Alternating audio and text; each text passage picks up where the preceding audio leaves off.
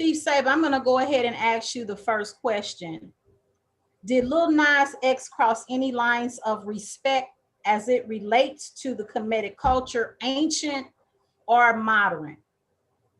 Absolutely. He crossed the line in both respects because the ancient Kemetic culture, as my brother Metu was alluding to, they did not stand for or celebrate any same-sex relationships whatsoever. And so, if you cross a line, this is what people got to understand. If you cross a line of disrespect in ancient Kemetic culture, you crossing the line with us in the current paradigm because that's what we stand on, and that's what we trying to recultivate now, as much as we can.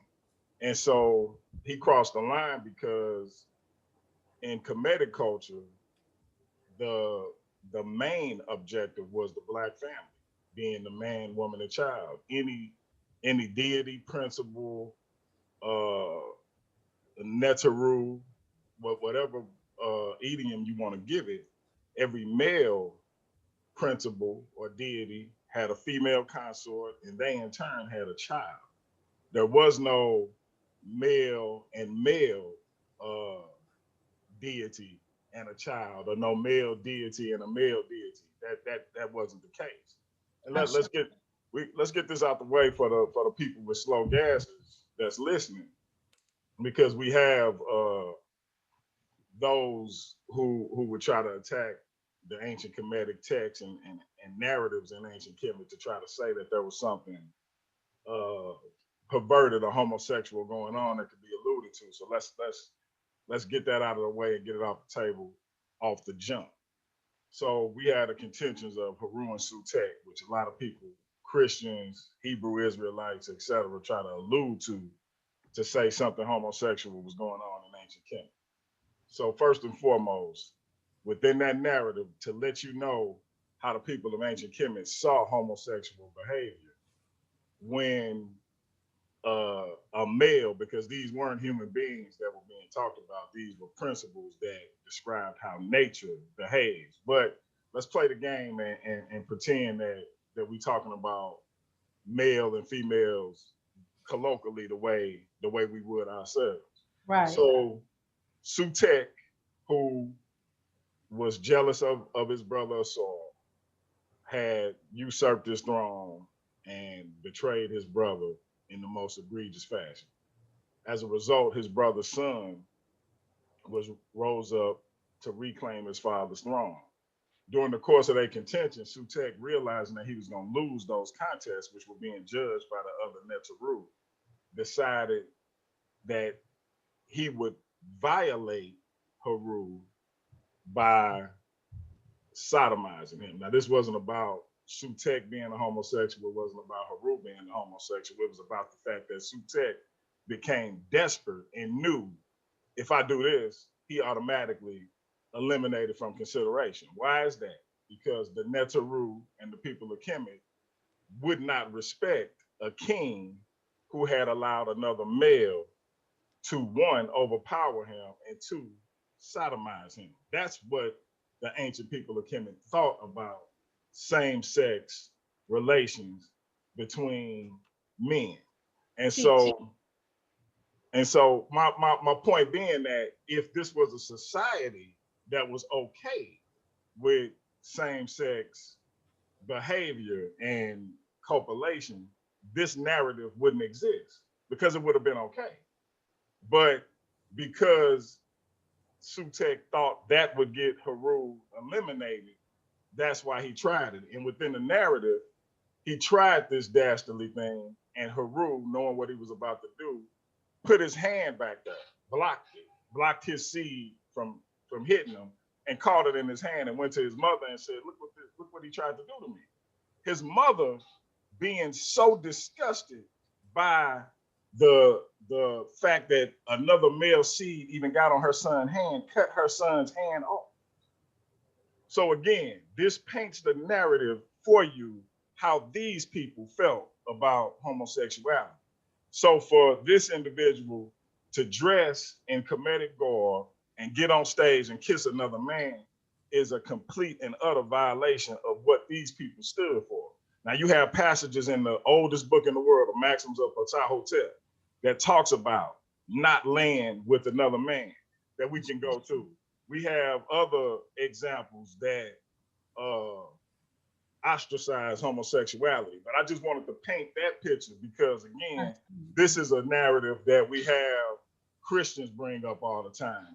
Hebrew Israelites ignorantly bring up all the time because they don't understand symbolism, African symbolism, and divine symbolism as it pertains to the Kemetic text. So I just wanted to get that out the way for the people that's working with slow gases and let people understand that these people were so against this that within the narrative, another man's seed getting on her child caused her to cut her child's hand off.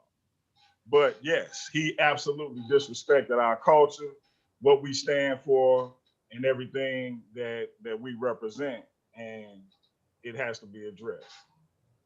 And Chief Saber, I think you broke that down and you explained that so that even a second grader would be able to understand that. So do I. Thank you for that. Okay, now a question two, Saber Metu, you can go first, okay?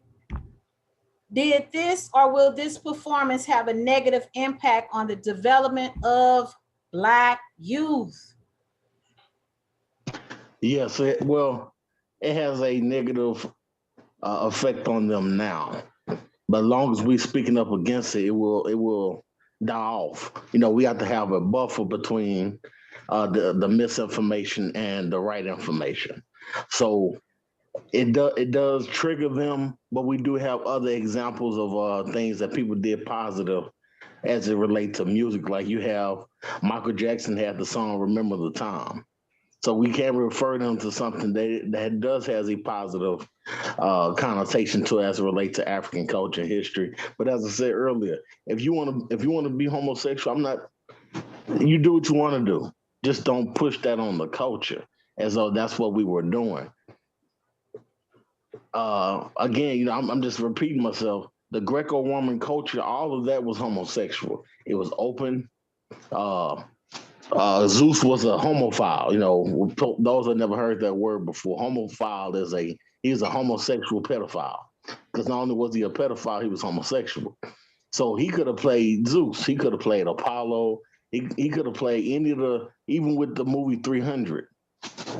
They didn't tell you that the Spartans were homosexual.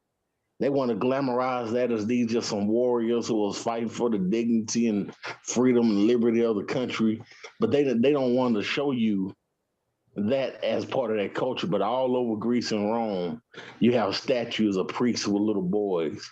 Even Plato said himself, he said sex between two men was unheard of. But what man's highest aspiration was having sex with a little boy.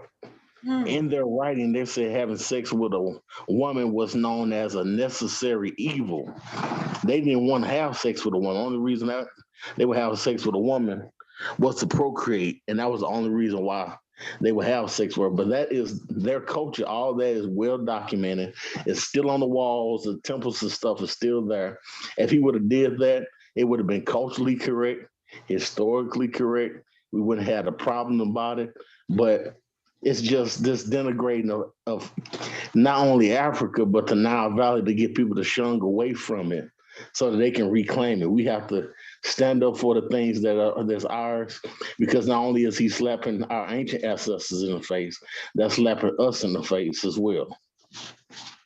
Shay, I want to piggyback on what you said about the comparison with Michael Jackson's "Remember the Time" to a Lil Nas X presentation.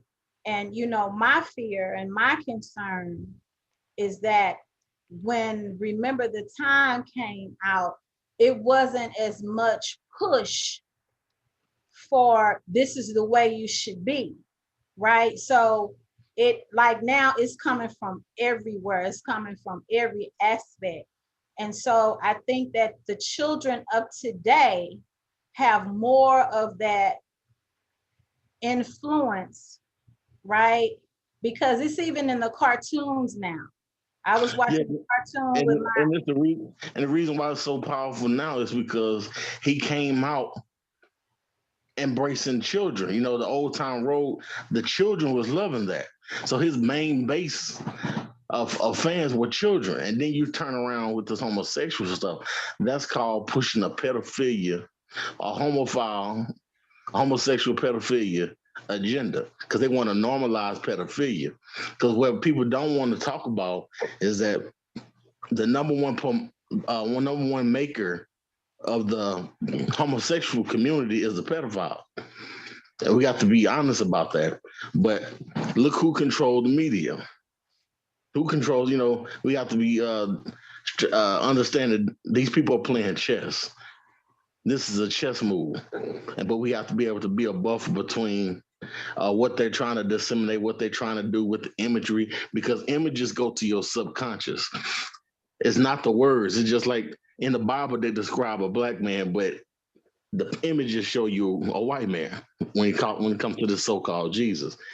No matter what the words say, the images will stick with you, not the words. So we have to understand that image. We have to be able to put our own images out. We do have images of black men and women together. We do have our ancient texts that we can really refer to, but we have to be able to create our own institution. That's why we failing today, because we don't have our own institution. We don't have our own propaganda machine to educate and re-educate our children on the right information. Right, right. Okay, well, I'm gonna go ahead and Minister Troy, you take that one. Did this or will this performance have a negative impact on the development of Black youth?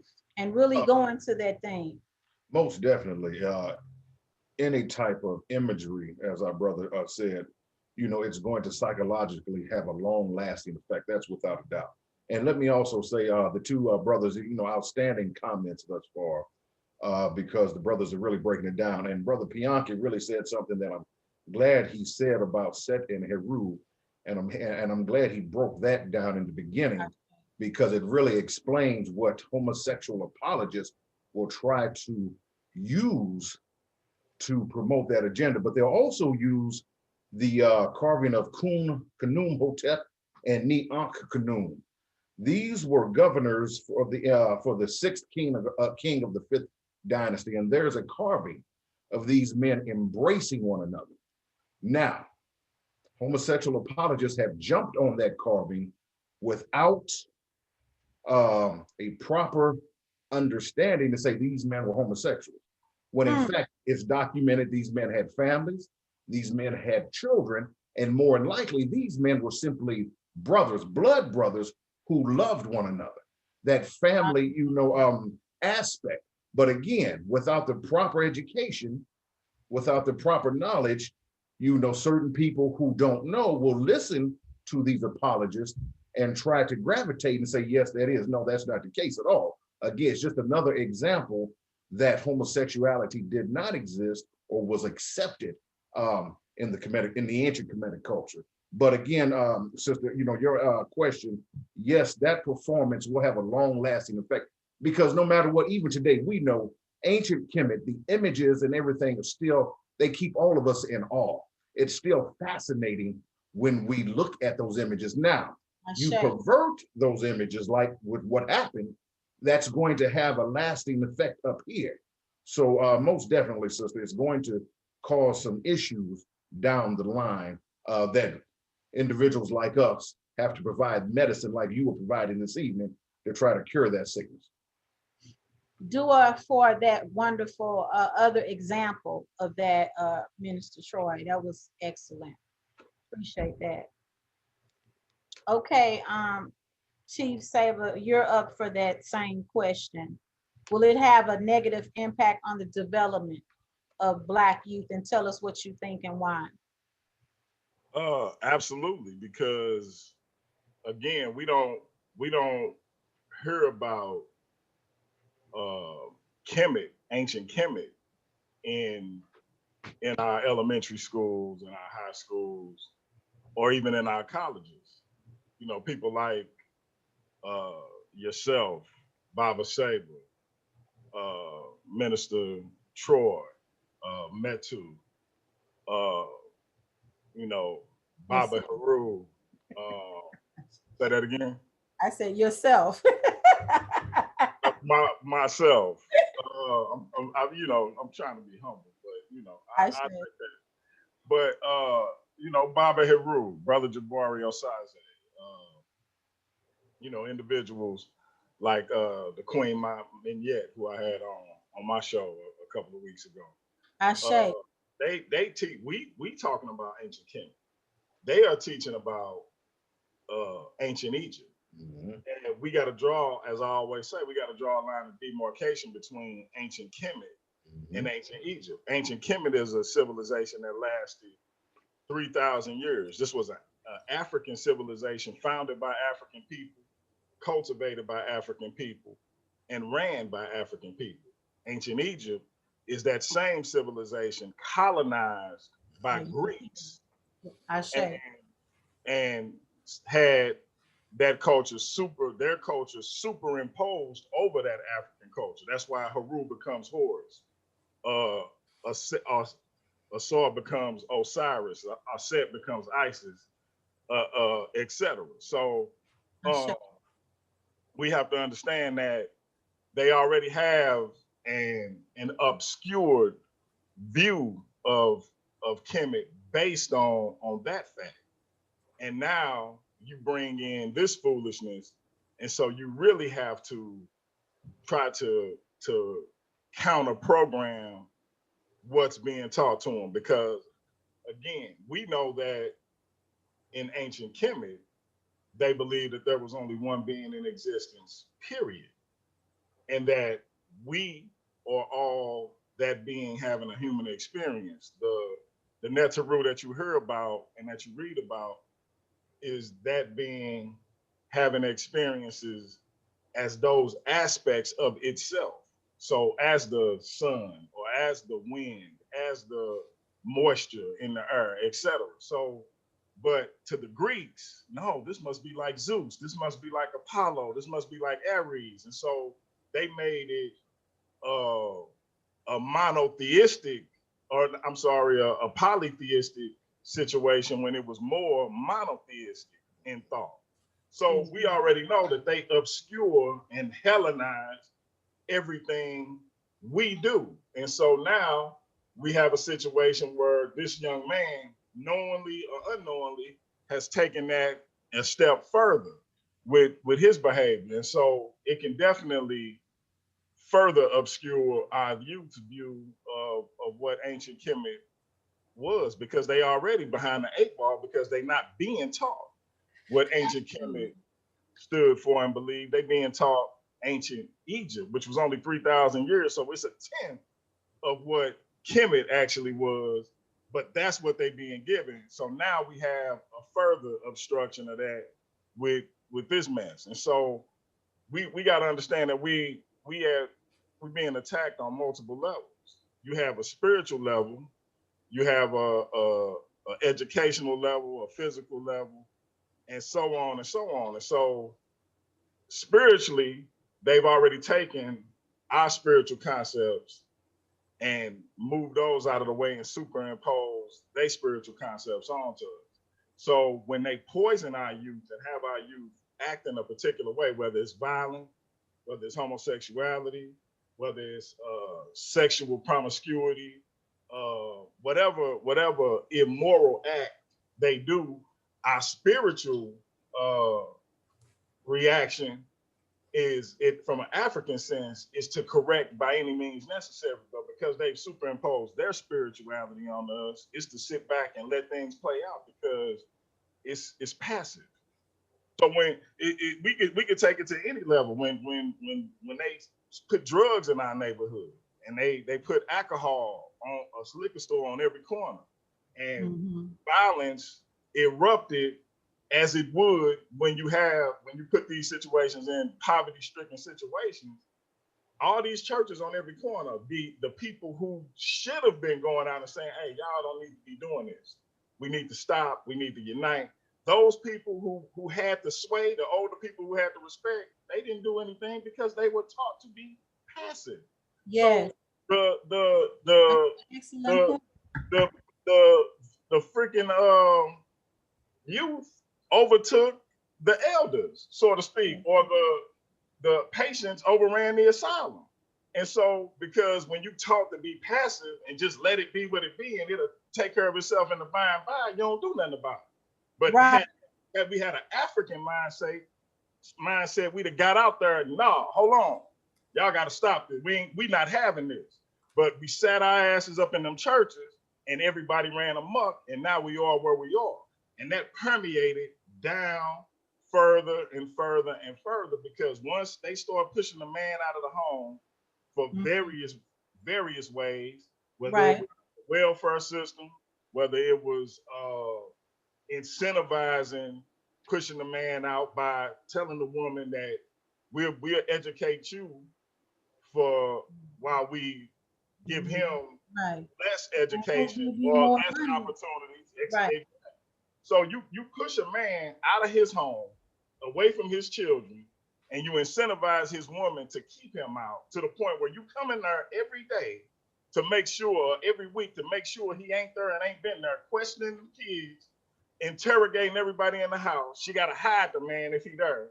All of these different things. He decide, all right, I'm gonna get another one, and then the same process takes place. Now he got 5, 6 different situations where he has produced children with women because of this wicked system that they put in place. Then they tell those women, hey, you really don't need him because you are now part of this feminist agenda, because now these white women are telling these black, we need you too, sister. We need you. Your men have dogged you out just like our men dogged us out. Well, that was a lie, because our men, we never had the power that they men had to dog our sisters out, and we never would have. We was always united with ours, but that game they Gotcha. played where they put that wedge between us now. So our sisters, they going off, they getting educated. What we doing? Okay, we hustling and we trying to make a way any way we can. They putting drugs in our neighborhood. That's documented. What Nixon, Bush, Reagan, what they did with the CIA. That's documented that they put drugs in our neighborhood for us to use to get out of our poverty-stricken situation. And the same drugs they use to put in our neighborhood, if you use them, if you sold them, you got an exorbitant more amount of time than your white counterparts did for the same drugs. So you push Mm. us out of our homes, you put us in a desperate situation where we feel, a lot of us felt we didn't have a choice but to hustle those drugs. And then you gave us absorbent more amounts of time than you did our white counterparts for the drugs you gave us. So again, violence comes out of these desperate situations, because if I'm selling drugs and you selling drugs, obviously I want more customers than you do.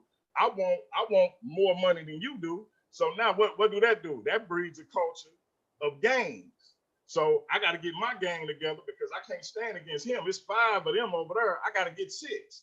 Well, now they got 6. I got to get 7, and so on and so on. So now we got this gang warfare going on along with the drug culture, Right. along alcohol. So now you got people self-medicating all types of ways in these enclosed situations, because when you put people in desperate situations with low resources, they will destroy themselves.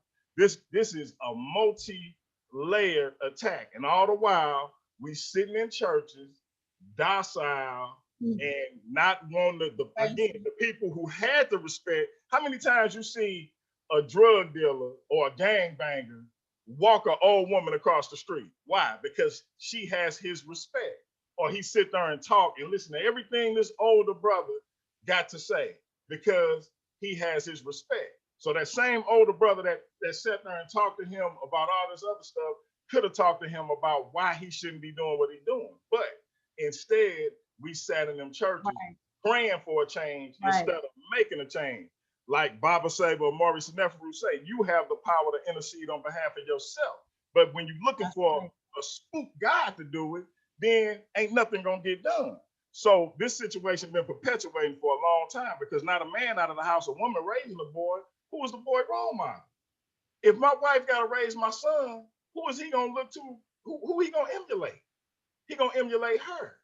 So I all of these say. things play a part in how our young men develop. And now you have an agenda pushing homosexuality, sexual promiscuity of all kinds. This is Hugh Hefner. This is Caligula's Rome, like on the times 1,000, because anything goes, and our youth have embraced this mess Right. to the degree that we completely lost control. Because if you say something about being sexually promiscuous, it's my body, it's my choice. You get all of this pushback when that was never the case with our people.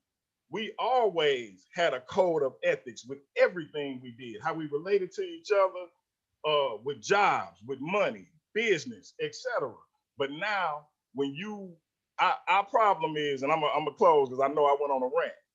Our problem is our idea of freedom is being like white people, and Yes. so we adopt their mentality because we think being like them is freedom. Now that our children have adopted they ideas of freedom, is slapping us in the face, because now we got a young man tongue kissing another man on stage in African garb, because that's what white people would do to entertain themselves. Everybody know the story of Caligula. He married his sister. He had sex with men on a regular basis. Metu broke it down. The highest sense of love in Greco-Roman culture was the sex between a man and a boy. So we got to get out our head that freedom means being like white people. I Right. apologize for my rant. That's all right, brother. That's all right. We should be fired up because this is a fired up type of situation. So we need this, and we need to educate our young people, and not only our young people, but you have some Black adults who feel like, you say, they grow so complacent. And it's like they say things like, oh, well, at least they represent who we are. And they don't understand that, no, brother and sister, that's not who we are, right? And so what they'll do is say, oh, y'all just trying to cause a problem. At least they represent our culture. It's like we just take anything, and we just, whatever they give us or whatever they throw us, we just got to take it.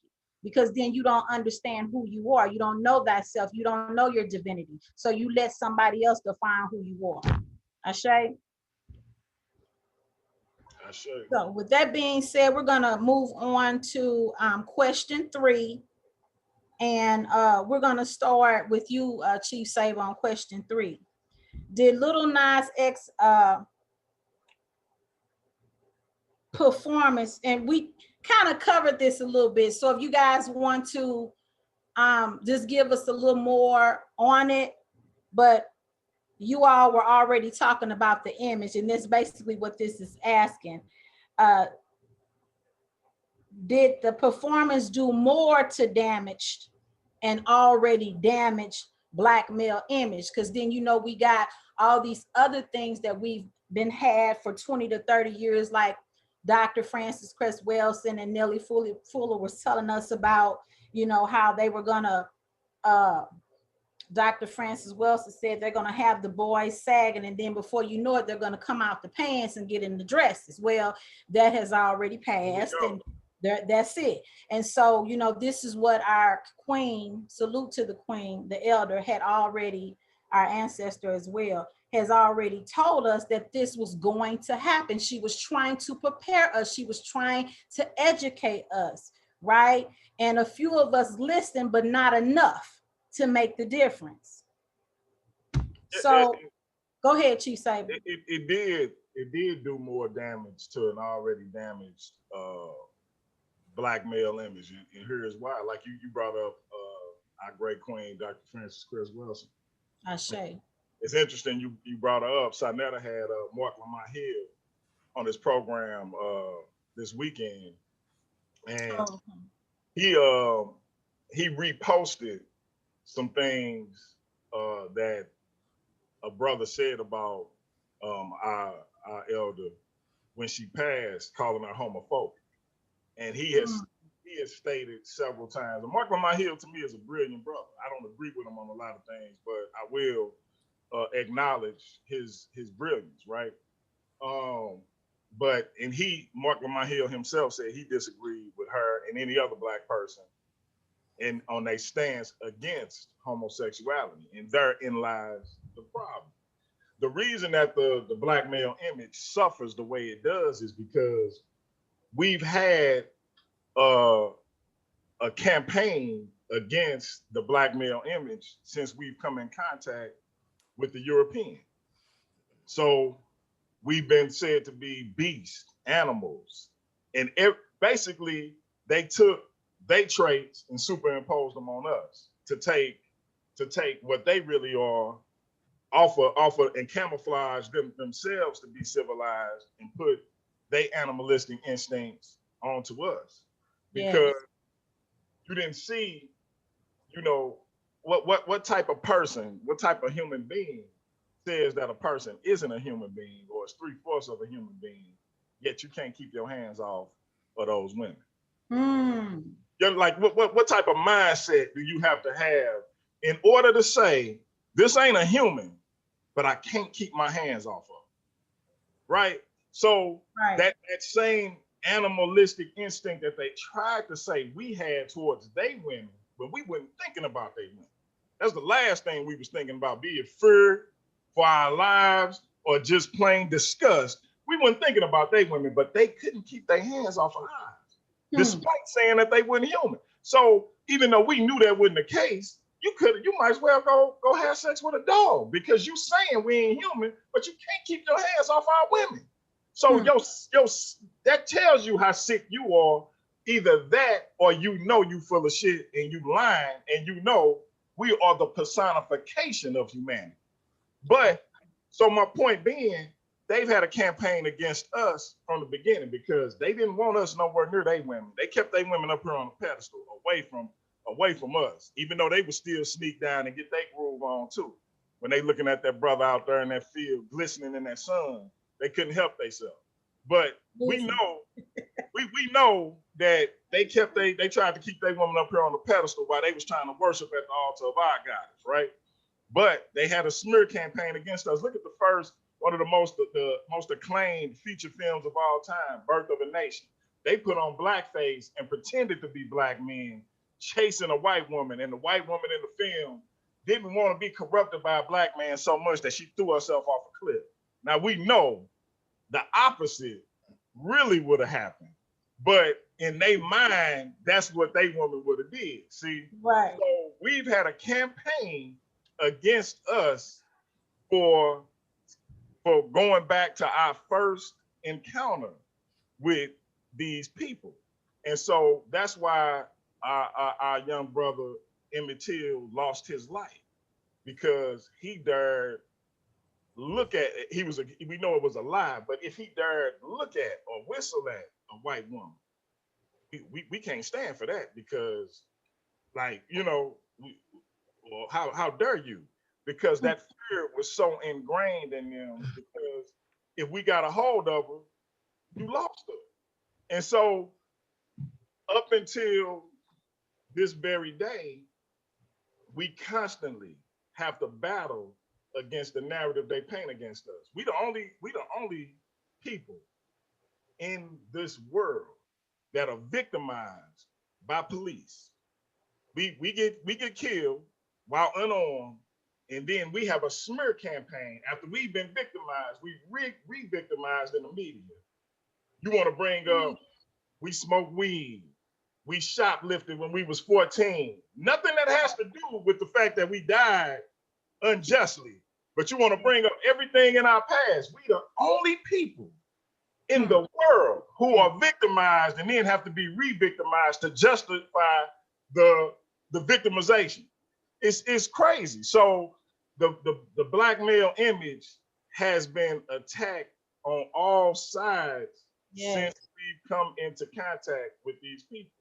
And we are seen as sexual deviant beasts. Look at it was this cover of a magazine where LeBron James was holding a white model, Giselle, Tom Brady white. And they compared it to the poster of King Kong when he going up the building with the white lady. Wow. And it's like, damn, that's how they see us, as this mighty beast that conquers they women that they can't conquer themselves. And that's how they got us seeing ourselves. And that's how they got us seeing ourselves. And that's the issue. And so that's why you have Black women upset that Bill Cosby got out of jail. That's why you got people who actually are literally criticizing Felicia Rashad for taking up for a man who made her millions. She happy that he got out of jail, so now she got to get criticized and her job might be in jeopardy because they have poisoned the well against Black men so much that if a Black woman dares to say something positive about them, Black woman is in jeopardy.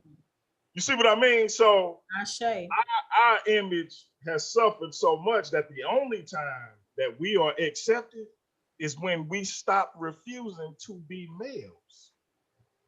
You understand what I'm saying? It's like we celebrate RuPaul. We celebrate whatever they identify, he or she identify as. We celebrate any homosexual type of behavior. It's cool for Tyler Perry to dress up as Mudder and all of these other individuals. Mm-hmm. That's all fine and good. Lil Nas X tongue kissing a man, that's beautiful. Oh, he's so brave and all of this, right? But any Black man that want to be a man, it's toxic masculinity. So all Lil Nas X did was continue to perpetuate an issue that, one, is showing our young men and women that this is how a Black man should operate if he want to survive in this world, subliminally or otherwise. This is how you operate in this world, because if you act like Pianki, or you act like Metu, or you act like Brother Troy, that masculinity is toxic. You're gonna have a problem in this world. If you act like Brother Polite and you just happen to have more than one wife, that's a problem. But if you tongue kiss a man on stage, round of applause. So it's been under attack and it's gonna continue to be under attack. And all he did was continue to perpetuate and further that narrative and that continued barrage that we have to continue to fight and defend against. Ashe. Okay, Saber Metu, what about you? What's your feelings on it already? It was, going to provide even more damage of the already damaged male. Okay. I would like to start with a quote by our brother, Dr. Amos Wilson, peace be upon us. The brother said, this is called normalized insanity. They have normalized an insane tradition. See, and then another part of the agenda is they want to degender Black people. And the image of the Black man, the reason why it's been so distorted is because he is not controlling his own image. Other people are controlling the image of us outside of us. So that becomes a problem because someone else is controlling our own narrative. Someone is telling other people about us without our consent. And when you look at many of the images, they always want to look at Black men as because first off, the Black male is the only one have the genetic apparatus to eliminate white people genetically. So what happens in the mind computer is, as the white supremacist, I must demasculinize him. See, once you got to ungod the Black man. Because the question, I'll ask the question. Say that again, Saber Metu. You said what now? They want to demasculinize. They want to ungod the Black man. Woo! So so the question becomes, how do you make God gay? I know that's an offensive question, but obviously someone has made God gay. So the way you make God gay is to make him ungod. And that sets the course of making him gay. See, because if you if you take the alpha male and you made him an extra line male or a beta male, because never in the history of the world has beta males fought in the army. See, a beta male, he don't want power. He want a position. They want you to want a position and not power. Because the man in power will never teach the man out of power how to get it. And the problem is we this continued propaganda of black men wanting to rape white women, especially when Priyanka was talking about our brother uh, Bill Cosby. What's interesting about it is we have to ask this question: when in the history of America have white women been afraid to call the police on black men? Nowhere in the history of America has white women been afraid. They'll call the police. That would be never. It was a white woman that called the police on a black family barbecuing at a park. Right. They got the police on speed dial. So you mean tell me that you held, and then look at the legality of the case. Why is he proving that he did it? See, if you accuse me of rape, you have to prove that I done it. Why was Bill Cosby proving that he did it?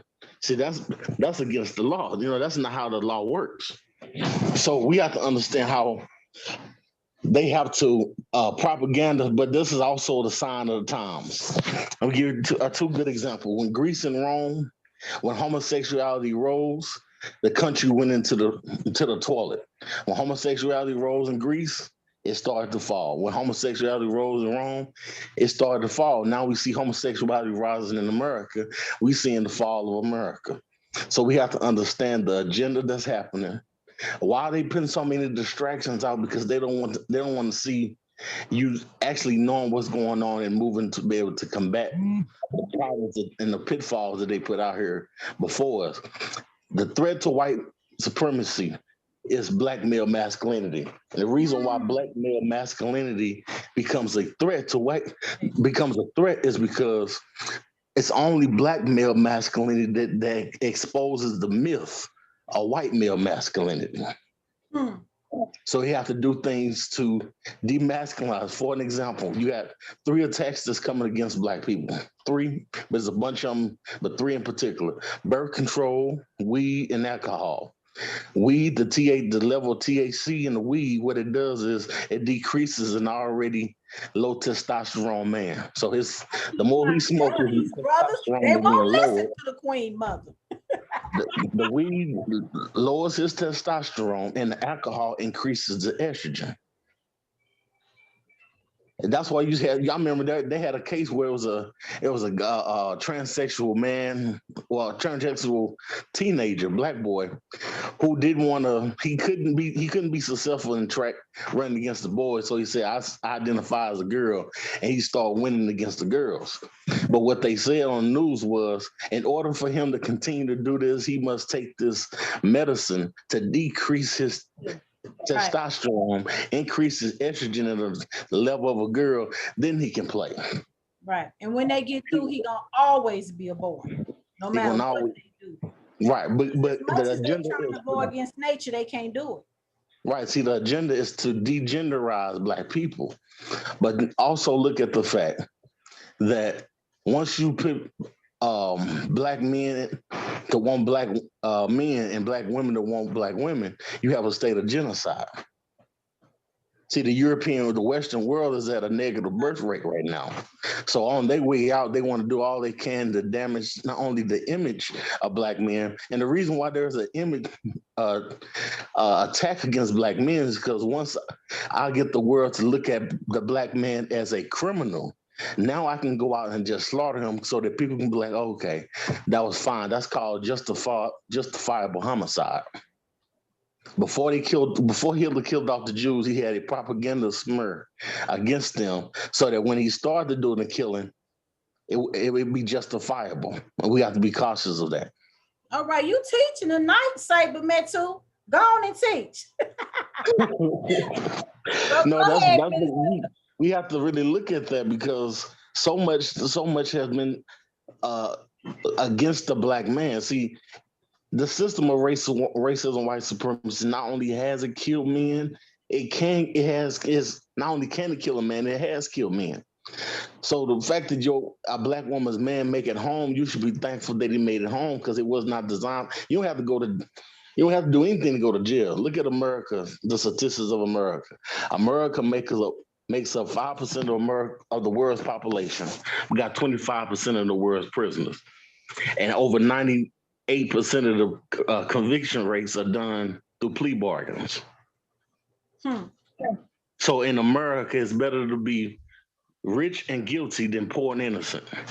We in jail just because we don't have $1,000 bail money.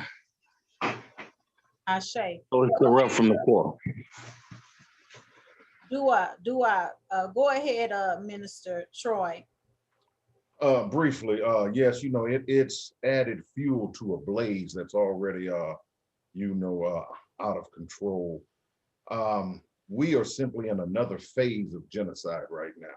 Of course, I'm not even going to talk about the enslavement period, but just, for example, the introduction of the drugs into our community, the introduction of extreme violence through the music that influenced our children. Now, they have been introduced to open homosexuality, and we know that the end result is for Black babies not to be born.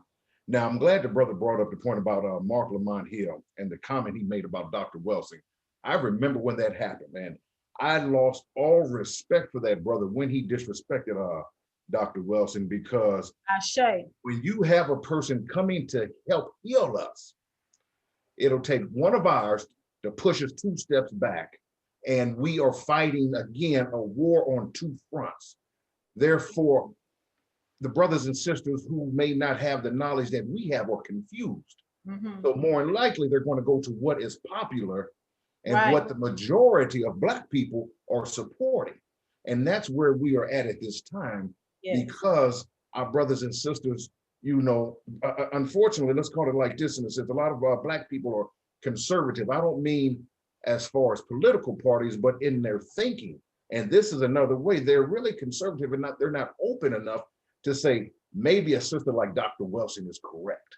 Maybe there is an issue that we need to look at. Know what they're going to do. They're going to gravitate to the popular opinion among our people. And right now, you have people like a Mark Lamont Hill and other individuals who are promoting this so-called open-mindedness and not the self-accountability and what's really happening to our young brothers and sisters until it's too late. So, that's why I'm just calling it the dilution of manhood and another phase of genocide.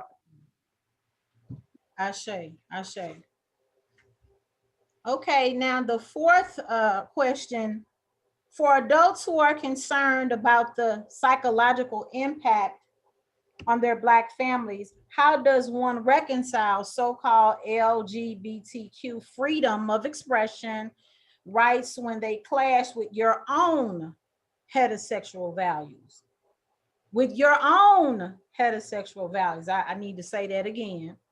What does that kitchen table conversation sound like? Because it's almost getting to the point where it's not the norm to be heterosexual. You see, it's not, we ain't even trying to do that no more. This is why, we're starting it with the little bitty babies, because we want that in their psyche. So when they get to that point of maturity and development, they've already picked another same-sex partner. Okay, because then the Black families, we can't have them, because we know that the 2 and 2 can't make no children, right? So let's get them started even before they get to the point where they even are entering, let's do it at pre-K, kindergarten level.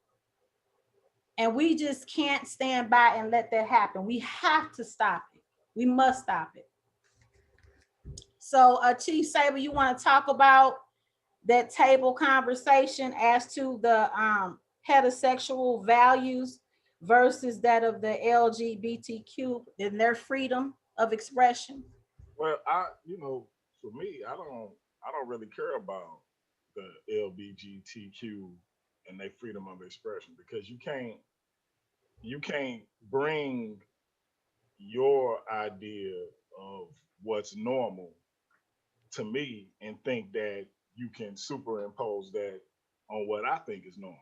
So if that's not my value and that's not my belief, you can't make me believe it. Period.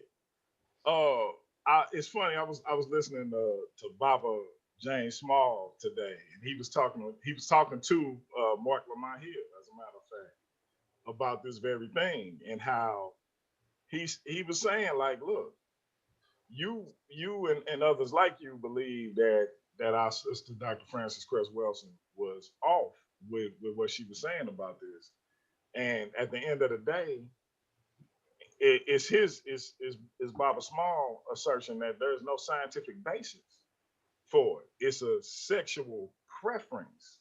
Mm. So I have a lot of sexual preferences that I'm very explorative as it comes to me and my queen.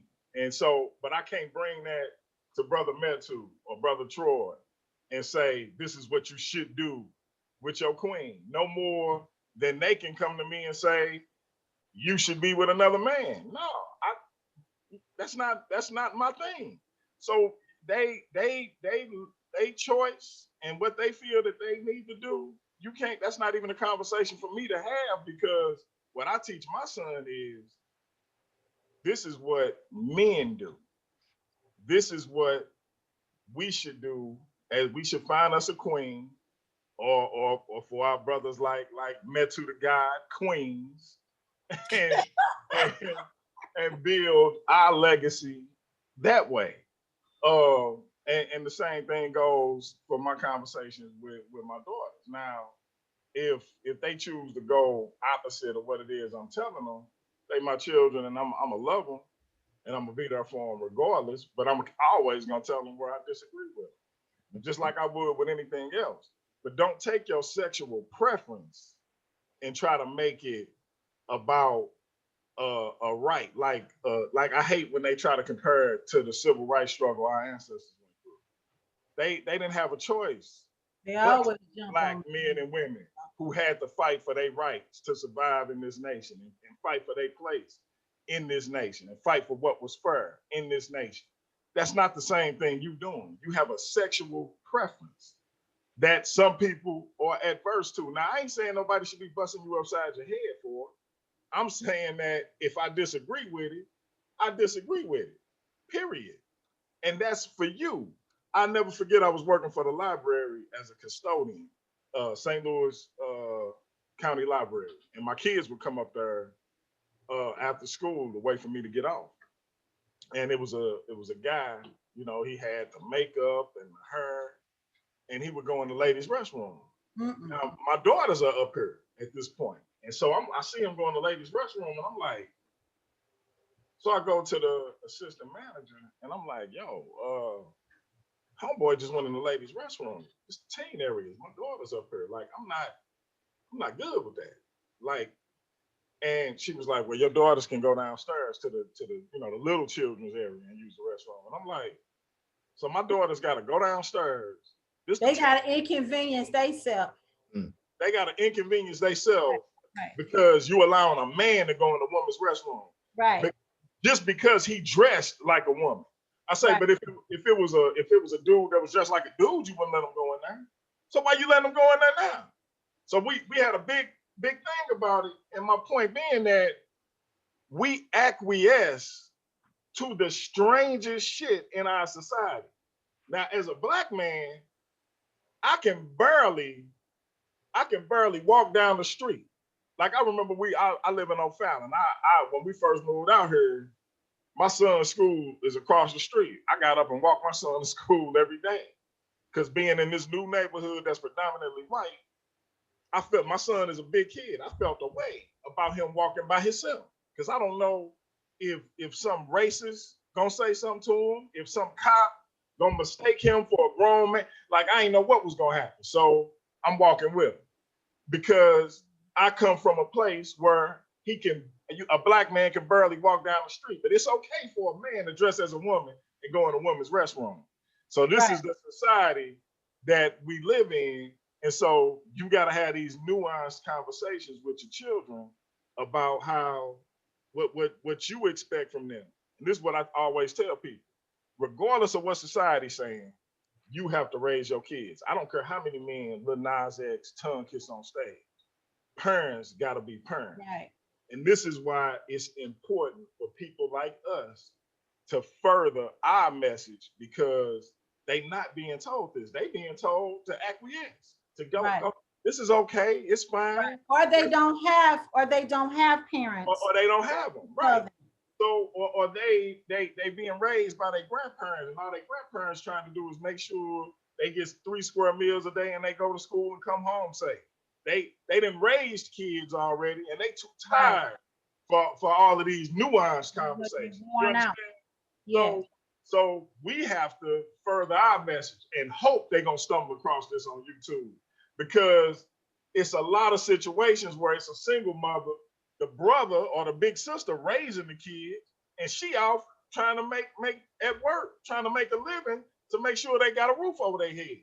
So, and it's the same thing with single fathers. We got to stop acting like it ain't no single fathers out there. Shout out to my brother Shabak. I So say. it's all of these little nuanced scenarios and situations we gotta be uh aware of, and why what we doing right now is so important, because we have to raise our children and not let entertainers like Lil Nas X be the standard by which they live. I tell people all the time, I'm my son's master teacher. Me and my wife was just upset the other day because she was like, he don't think he's supposed to listen to nobody but you. That annoys the hell out of me. I forgot what she asked him. And he he got so upset because she ended up calling me, and he was like, it ain't necessary for you to call my dad, because when she called daddy, it's gonna turn into a more serious conversation. But I'm Right. glad I had to get on him about listening to his mother, but I'm also glad that I have his ear and that he gonna listen to me at the end of the day if he don't listen to nobody. And you Right. gotta fathers gotta have that type of relationship with their kids. My daughters come to me and talk to me about everything because they should be able to. We have to be the standard for our children, not these entertainers. You can Right. listen to whoever music you want to. Learn that entertainment is not real life. What I do in front of you, what I establish for you as your parent and as your father, that's the standard by which you supposed to base your life on. And the men and women I put around you and point towards you, the Amari Seneferu, your uncle pastors, and all of these individuals who have integrity, who have the right mindset as far as what a man and a woman should be, not a man or a little dude on stage kissing men for a paycheck. That's the conversation we need to be having at that kitchen table.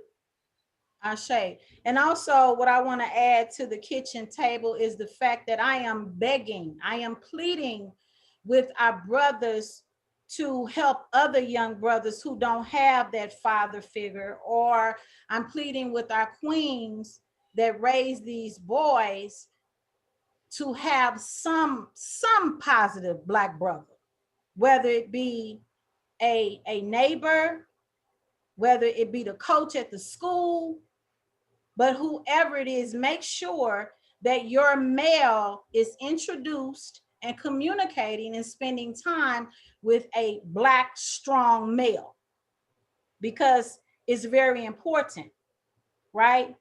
Because they need to be taught how to be that person, right? If I may, Queen Mother, Go right ahead.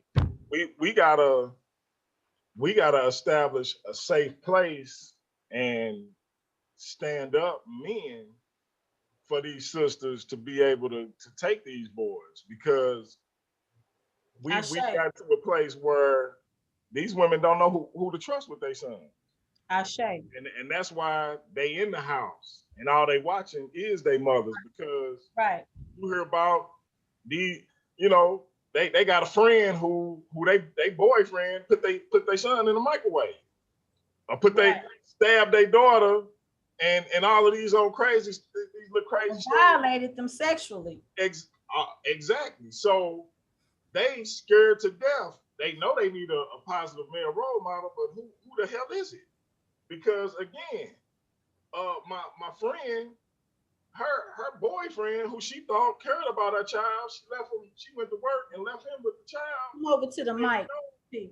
next thing you know, he didn't put the baby in the microwave, or the child's uh she got with another man and he didn't killed her and her baby. And so these women are seeing these stories and they like, okay, so we gotta establish a safe place and Yes, stand up men for these women to entrust their children to. absolutely.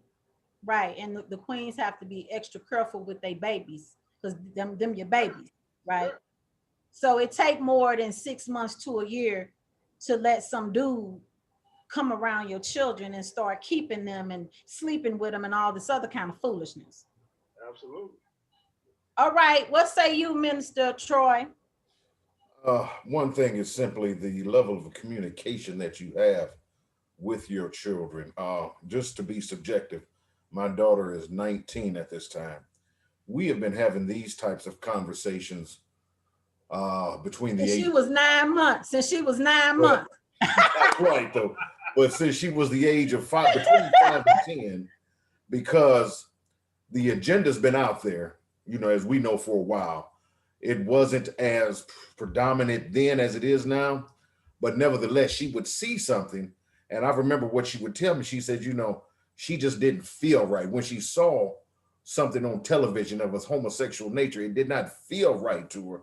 So, of course, the conversation that we had to have, and I had to come to her like the child she was, and I simply well, I didn't describe it in that manner. We discussed how she came into the world, Ashe. without having the actual sex talk, let her understand that she came from a woman and that her father had something to do with that, and that you have a mother and father raising you now. Yes. So these levels of conversation, this level of communication is essential at a young age for Yeah. all of our children. So when situations arise like this little Nas X scenario, we are ready. Maybe we've already talked to them about this type of Yes. situation. Absolutely. And now we don't have to really do damage control. We can have a discussion. So my advice to parents, start when they are young, Yes. because they will see it, because cartoons are doing it now. Yes. It's all across the board. It has run rampant. So we It's on have commercials. It's on the commercials. Yes, exactly. Commercials, it's everywhere. So we need to be proactive in understanding this chess game and making sure that we prepare our children with those seemingly difficult conversations. But you just keep that line of communication open with them at an early age, and therefore let them know that they can talk to you comfortably without judgment. Hopefully, we can begin to deter, any type of problem our children may have. But as Brother Bianchi say, no matter, what our children do, we will love them, because see, we're not like Europeans. They ostracize family members when they don't go with the program. We still are bound by love for our babies, especially our children. But nevertheless, you can show your child the path. You just cannot walk it for them. So no matter what happens, we can't feel guilty for the decisions that our children make, as long as we have done our jobs as parents, providing them with that proper communication, providing them with the balance. Now let's talk about Maat a little bit, providing them with the balance of love and discipline along their journey. And then we shall see what happens from that point. But keep that communication open, keep that love on the table, and keep that switch in your hand just in case.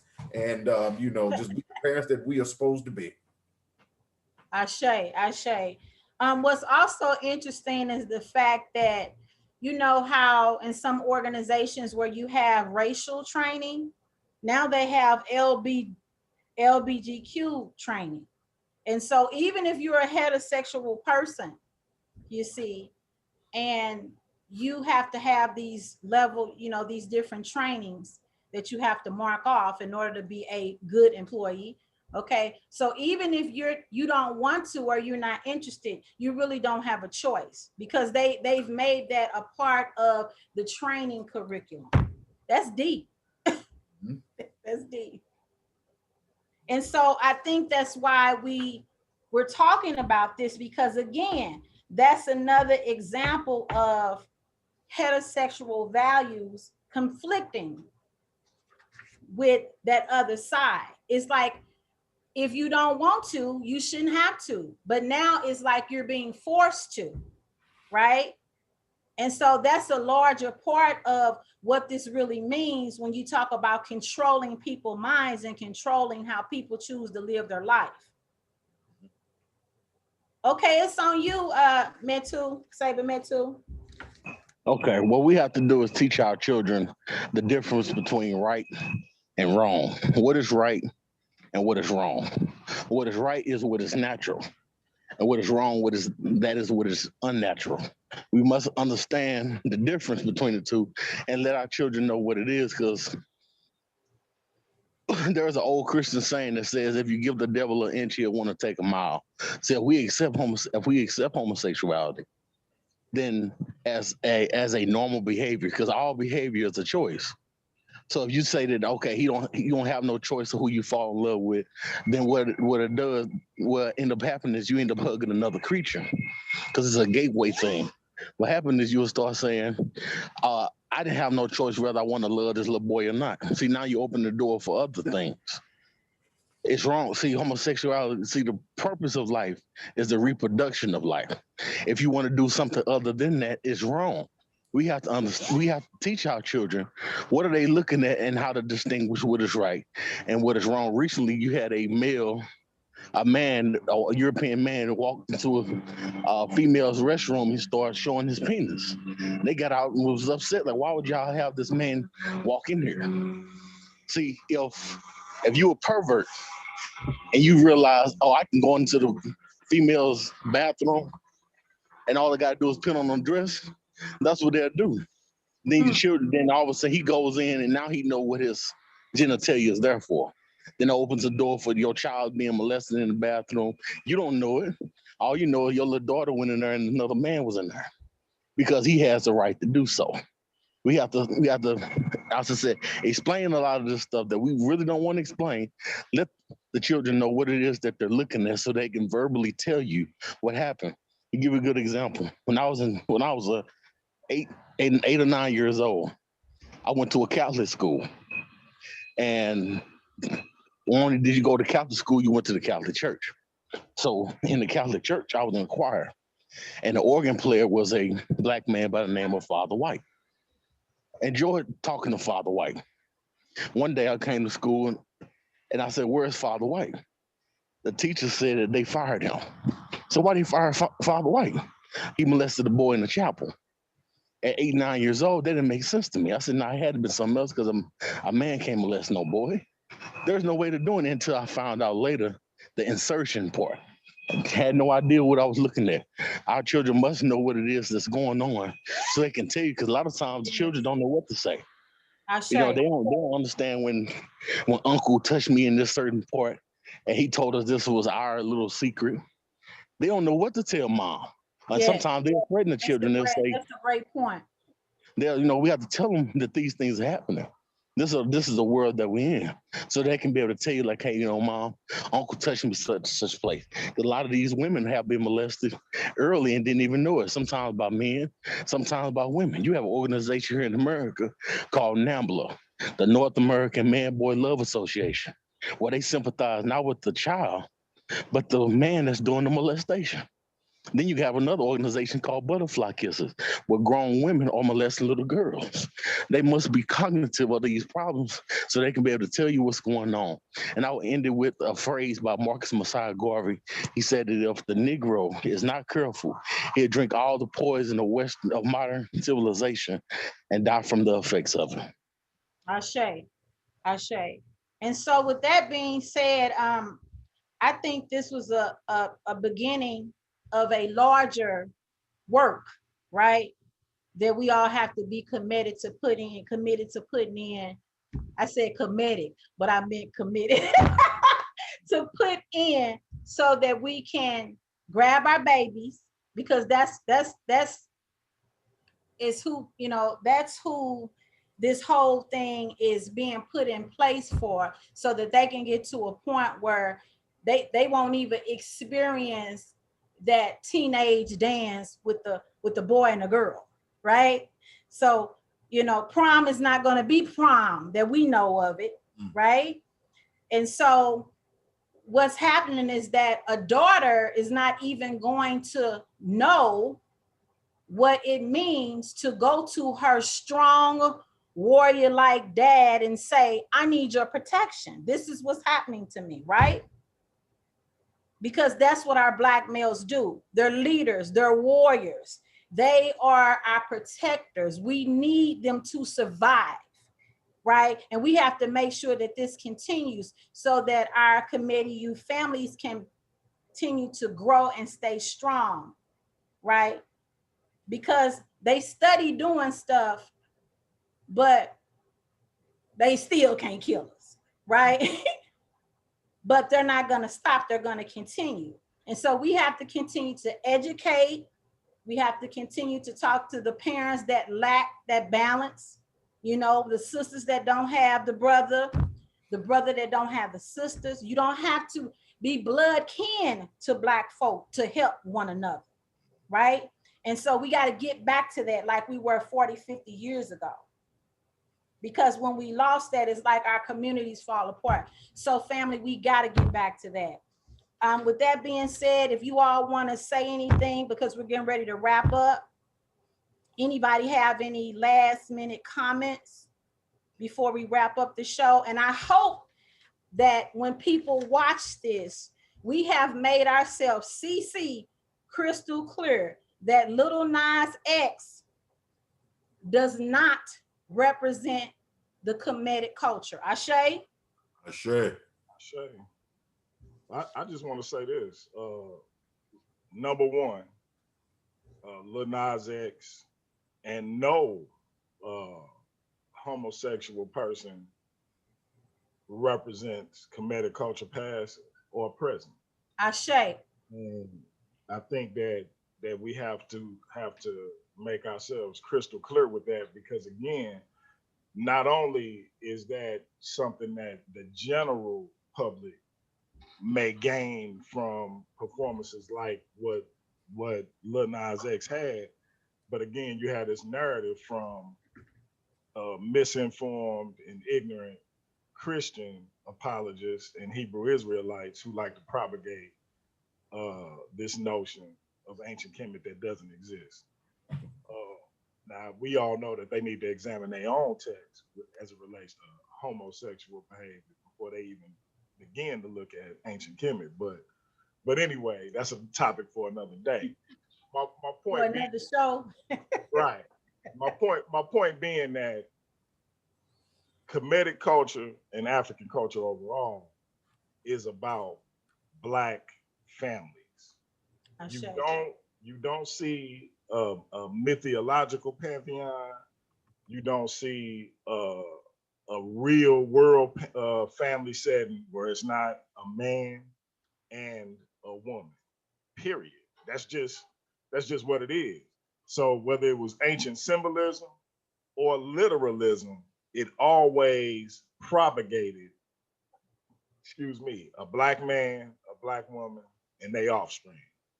A You man, don't a get woman, that. a child. You don't get that from same-sex relations. So that's not an African concept. That's a European concept. Read Ashe.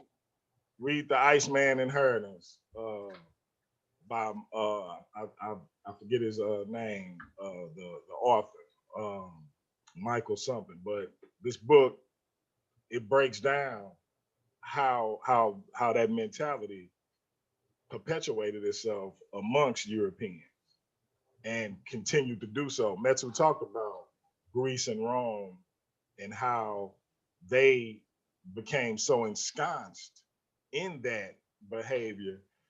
Sparta, which was their greatest and most fierce army, these were warriors who would tackle any type of attack that came up against them. Fierce warriors, right? Well, their mantra was sleep with your fellow soldier because it would make you fight more fiercely for them. That was their mantra in Sparta. Alexander the Great, who we just call Alexander the Greek, The gay.